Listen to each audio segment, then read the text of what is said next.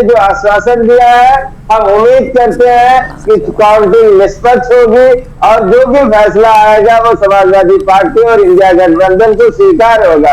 उससे कोई कमल नहीं, जनता का जो भी फैसला होगा वो स्वीकार होगा।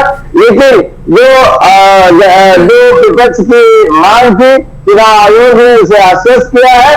हम आशावान है कि चुनाव आयोग ने जो गाइडलाइंस जारी किए हैं, जो भी जिलाधिकारी महोदय लोग हैं, आरओ है, उसका पालन करेंगे और शांतिपूर्ण ढंग से मतगणना होगी। परिणाम हमारे हक में हो चाहे उनके हक में हो, वो स्वीकार्य है। ठीक है, लौटेंगे आपके पास। हमारे साथ स्टूडियो में ज्ञानेश श्रीवास्तव जी भी है, जल्दी से उनका भी एक रिएक्शन ले लेते हैं इसके ऊपर। आज के दिन की जो खलबली सबके मन में मची हुई है, रात भर नींद भी नहीं आई होगी। ज्ञानेश जी, क्या लग रहा है आपको, आज के नतीजे क्या एग्जिट पोल वाले तब्दील हो सकते हैं?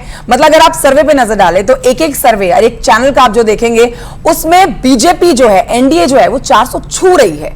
मतलब सबसे पहला नारा प्रधानमंत्री नरेंद्र मोदी ने दिया था 400 पार का, जिसके बाद पीछे एक लंबी फहरिस्त जुड़ गई, सबने ये नारा देना शुरू कर दिया।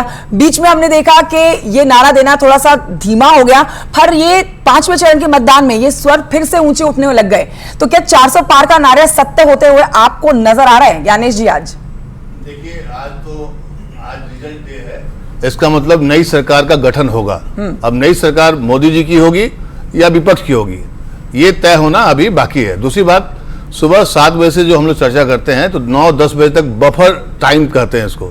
इसमें जितना बोलना है, जितना भी कयास लगाना है, हम लोग कयास लगा सकते हैं। लेकिन एग्जिट पोल के बारे में आपने भी किया था और बाकी चैनलों में भी जो हुआ है, सभी लोग यही बोलते हैं ये एग्जिट पोल है, एग्जैक्ट पोल आ जाने वाला है। इसलिए 400 पार या 300 पार या 295, ये सब जो आंकड़े हैं, ये तो दावे या प्रतिदावे हैं, ये हर बार होता है। सबसे अच्छी बात क्या है कि लोकतंत्र में हर 5 साल के बाद आज का दिन पूरे देश की जनता के लिए बहुत इंपॉर्टेंट होता है और ये हम सब के लिए बहुत गर्व की बात है कि सरकार किसी की बने। देखिए, लोकतंत्र जिंदा रहे, ये बहुत इंपॉर्टेंट है। और रही बात चुनाव आयोग के ऊपर उठते हुए सवाल के, तो देखिए, जो भी सत्ता में रहती है, जो भी विपक्ष में रहता है, तो विपक्ष की पार्टियां जो हैं लगातार सिस्टम पर या सरकार की जितनी भी एजेंसियां हैं उस पर सवाल उठाते रहे हैं, कोई नई बात नहीं है। लेकिन हमें देखना होगा 9-10 बजे के बाद, क्योंकि देखिए इस बार क्या है, एग्जिट पोल आने के बाद भी विपक्ष के खेमे में भी कोई उत्साह की कमी नहीं देखी जा रही है। और दूसरी बात, कल बीजेपी के भी जो विनोद तावड़े जी हैं, उन्होंने भी साफ कहा कि नहीं, अभी हम कोई ऐसा प्रिपरेशन नहीं करेंगे, ऐसा कोई सेलिब्रेशन का कोई मामला नहीं है जब तक कि आंकड़े और रुझान नहीं आएंगे तब तक। इसका मतलब यह है कि फाइट तगड़ी है, लेकिन फाइट हम लोग बोलते हैं तगड़ी है, जनता तो अपना निर्णय सुना चुकी है। और मुझे लगता है 10 बजे के बाद देश और हम सब लोग जान जाएंगे और हमें भी जानने का भी बड़ा उत्सुकता है कि आखिर नई सरकार किसकी होगी। बिल्कुल, एक बड़ी बात यह है कि 10 साल पहले जब बीजेपी सत्ता में आई थी तो देखिए प्रधानमंत्री नरेंद्र मोदी बिल्कुल एक अलग उनका हुलिया था, एक अलग शक्ल थी। 10 साल के बाद जाहिर तौर पर उम्र बढ़ गई, शरीर में भी बहुत सारी चीजें हैं जो बदलाव देखती हैं। अब आप इस बढ़ती उम्र में भी अगर रिकॉर्ड 206 रैलियां करें, मतलब रोड शो करें, तो वो बात वाकई में सोच से परे हो जाती है। स्टार प्रचारकों की लिस्ट में सबसे ऊपर नाम पीएम मोदी का, और पीएम मोदी ने देश की ऐसी कोई जगह नहीं छोड़ी जहां पर रोड शो ना किया हो, जहां पर उन्होंने जनता के बीच में जाके जनता का विश्वास जीतने की कोशिश, पुरजोर कोशिश ना की हो। तो चौधरी साहब, ये अपने आप में बहुत बड़ी बात है। आज नतीजे आएंगे तो मेहनत का ही परिणाम होगा। मतलब पक्ष विपक्ष, वाद विवाद और लड़ाई झगड़ा डिशुम डिशुम चलता ही रहेगा। राजनीति का तो आई थिंक दस्तूर ही है, लेकिन जो नतीजे आएंगे वो मेहनत का ही फल होगा, जिस भी पार्टी के खेमे में जाए, जिस भी पार्टी के पास जाए। देखिए, मैं शुरू करूंगा इस बात से कि 2014 का लोकसभा चुनाव 1984 के बाद 30 वर्षों के बाद एक पार्टी को स्पष्ट जनादेश मिला, वो नरेंद्र मोदी हैं और 282 सीटें मिली। और नरेंद्र मोदी का सत्ता में आना ही एक बात नहीं है। यदि सैद्धांतिक रूप में देखें तो एक नई राजनीति की शुरुआत होती है, जिसे मैं कहता हूं कि पहले यह होता था कि लॉलीपॉप राजनीति होती थी। चैनल 24 आवर्स होता रहा है, जिस चैनल में हम सब रहे हैं बरसों से, लेकिन राजनीति 24 आवर्स पहले नहीं था।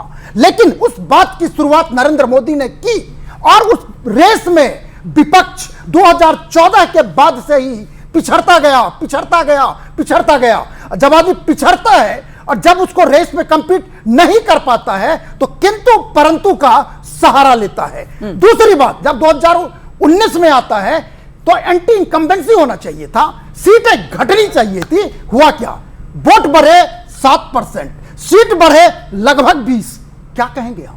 तो कहने का मतलब है कि नरेंद्र मोदी ने भारत के राजनीति में एक नया पैराडाइम सेट किया है। नरेंद्र मोदी भले जब तक प्रधानमंत्री रहे, लेकिन यह पैराडाइम हमेशा याद रहेगा लोगों को। और आप जो कह रहे हैं, वजह क्या है वीरेंद्र जी इसके पीछे? आप बता रहे हैं कि इतना % वोट बढ़ा, एंटी इनकम्बेंसी होनी चाहिए थी जो नहीं है, लेकिन सवाल यह है कि क्या वजह है 2014 में मोदी मैजिक पहले चला, उसके बाद 2019 में मोदी मैजिक बरकरार रहा, अब 2024 आ गया है। कहा जा रहा था कि 2019 तक ये चलेगा, लेकिन 2024 में फिर से वो मैजिक अभी भी बरकरार है।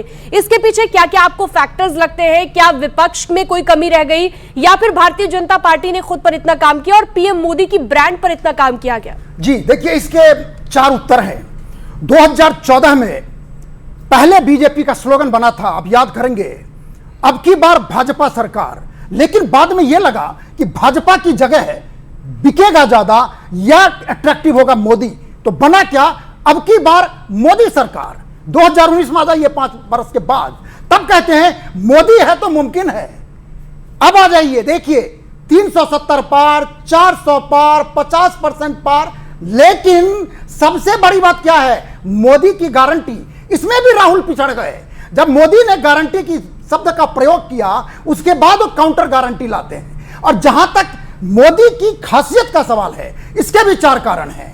पहला, देखिए, मोदी एक थ्योरी में बिलीव करता है कि जनता से सीधा संपर्क, महिलाओं का वोट 50%, यानी 140 का नरेंद्र मोदी जी के विकसित भारत के विजन को मैं जानती हूँ, तीसरी बार फिर मोदी सरकार। धन्यवाद। कितना मार्जिन का टारगेट है? अगर कुछ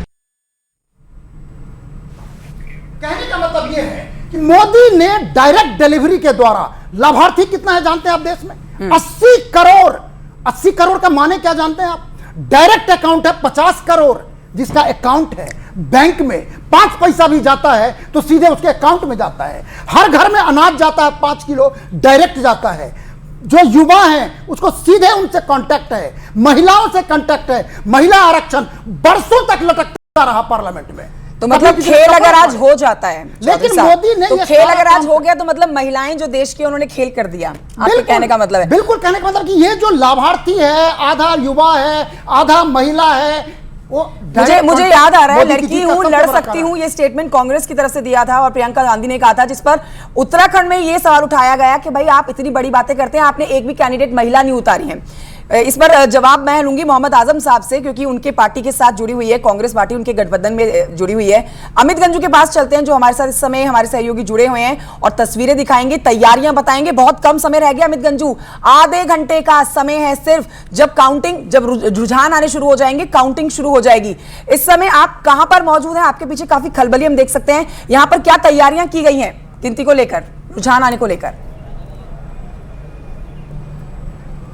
देखिए, मैं आपको बताना चाहूंगा कि लोकतंत्र के महापर्व का आज फाइनल रिजल्ट आना बाकी है। जिन लोगों ने अपने पेपर्स दिए हैं उनका रिजल्ट आना बाकी है। और ऐसे में इस वक्त न्यूज़ 18 टीम खड़ी है कानपुर की नवीन मंडी में। यही वो जगह है जहां से अलग अलग बनाए गए हैं, पैसेजेस बनाए गए हैं, उसमें टेबल्स बनाए गए, 140 टेबल टोटल लगाए गए हैं। और उसमें माना जा रहा है कि लगभग 8 बजे पहले जैसे बैलेट वाले से होगा, उसके बाद किया जाएगा। अगर सुरक्षा की बात आप देख सकते हैं कि सुरक्षा के पुख्ता इंतजाम किए गए, त्रिस्तरीय सुरक्षा है, जहाँ एक और अर्धसैनिक बल लगाया गया है, PSC, तो वहीं पुलिस के अधिकारी भी मौजूद हैं, इस चीज़ को पूरी मॉनिटरिंग कर रहे हैं, क्या ACP, क्या इंस्पेक्टर्स। ऐसे में इस चीज़ का भी विशेष ध्यान रखा गया है, किसी प्रकार का कोई मिसअंडरस्टैंडिंग। और यहाँ तक कि मैं अपने कैमरामैन से कहूँ, जहाँ तक कैमरे की ये पहली बार ऐसा देखने को मिल रहा है कि ब्लॉक वाइज चीज़ों को डिवाइड किया गया है, A, B, C से लेके Z और 1 से लेके 19 तक जो ब्लॉक्स बनाए हैं।